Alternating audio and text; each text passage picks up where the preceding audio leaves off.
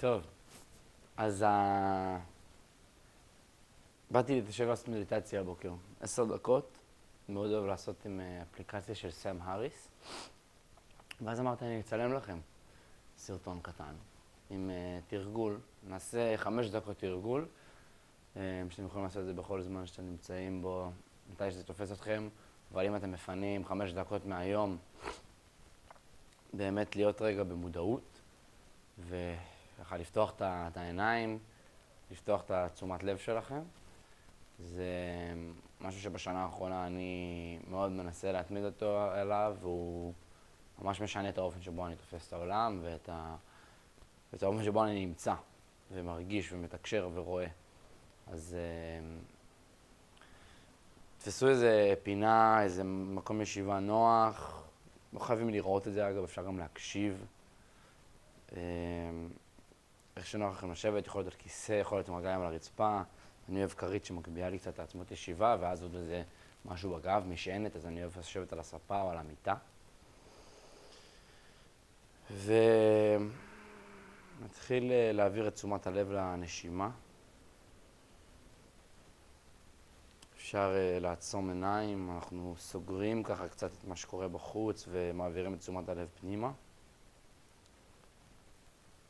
בעיקרון, הפעילות המוחית שלנו מתחלקת לרשת קשב חיצונית שמתעסקת בכל מה שקשור לעיבוד מידע מבחוץ, ורשת קשב פנימית שמתעסקת בכל מה שקשור בעיבוד מידע מבפנים.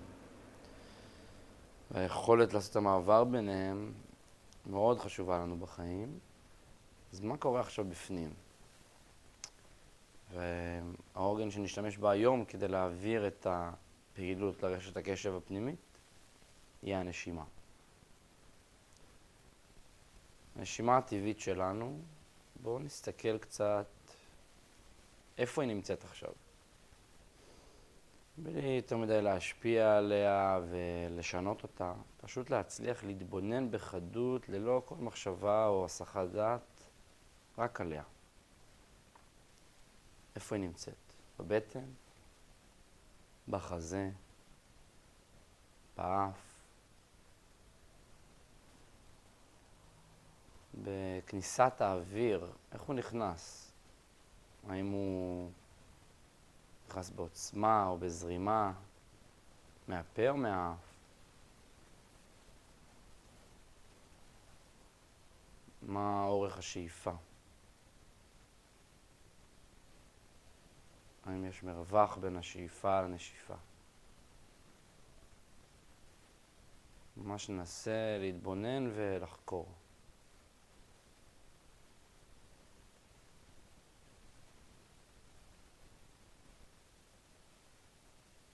מבלי לגעת, מבלי להוסיף שום דבר למציאות או לשנות. ממש לחסות עם הזרקור הזה של תשומת הלב שלנו את כל חלקי הנשימה. לזהות באופן מדויק את הרגע הזה בו השאיפה מתחילה, מחליפה. הנשיפה מתחילה ומחליפה לשאיפה.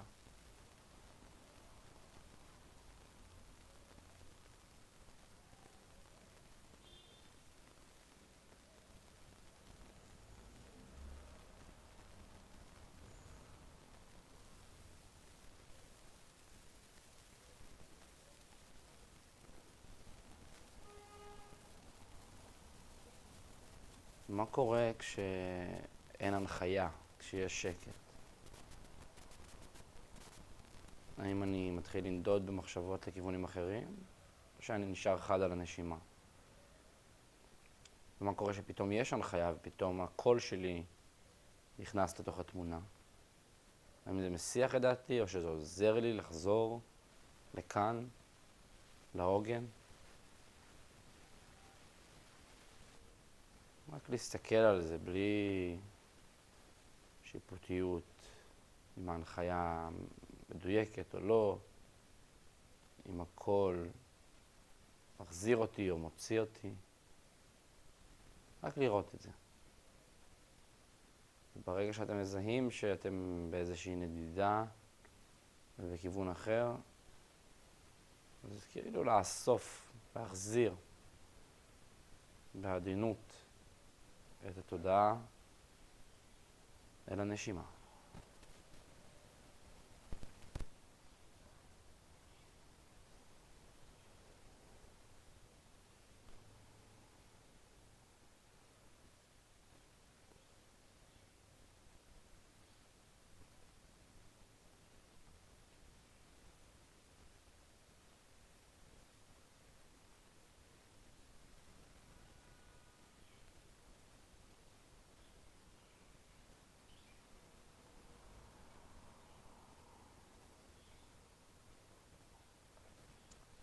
שוב, אם זיהיתם את עצמכם בנקודה אחרת, במקום אחר, בכלל לא שמתם לב שריחפתם ממחשבות לכיוון אחר. לפעמים עוזר לי לקחת שאיפה עמוקה אחת.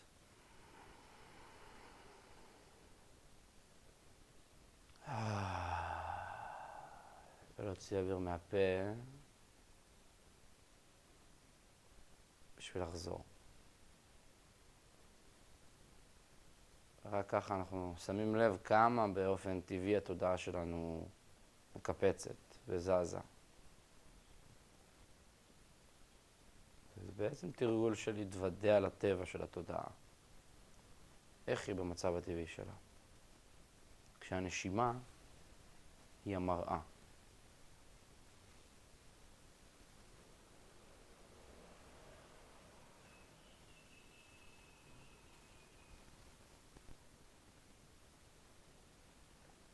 לקראת הסוף, אנחנו נעזוב את הנשימה ונעביר את תשומת הלב החוצה, לשמיעה שלנו.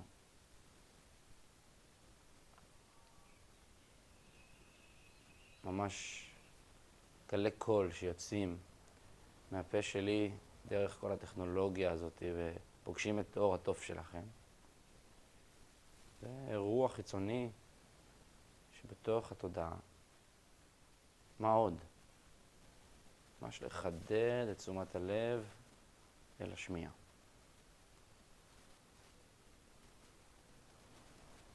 מה שמיוחד בשמיעה, שההתבוננות במה שאנחנו שומעים ממחישה הרבה מאוד ובאופן חזק את חוסר הקביעות של הקול. כל צליל שמגיע הוא כבר נעלם. תזכורת מדהימה לזה שהכל חולף. גם כל מחשבה וגם כל רגש וגם כל תופעה בעולם מגיעה וחולפת. הקליק הזה כבר לא קיים. יש רק את עכשיו.